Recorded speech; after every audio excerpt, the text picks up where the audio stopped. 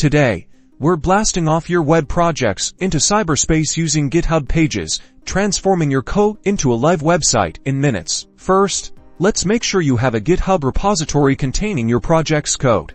Like this one, ensure your project is well structured, with all necessary files, especially an indexed file, which will be the main entry point to your awesome website. Now, sign into your GitHub account and select the repository you want to deploy. Next, navigate to the Settings tab within your repository. Scroll down the Settings page until you find the Pages section. This is where the magic happens.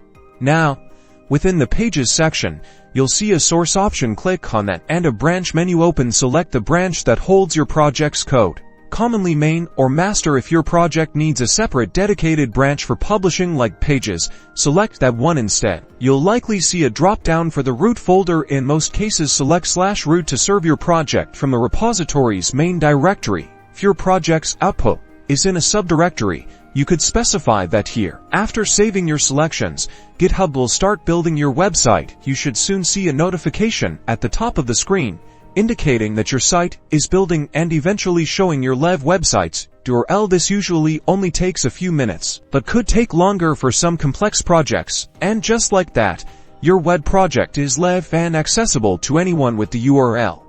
You can now share your website directly from GitHub easily. Congratulations and happy coding!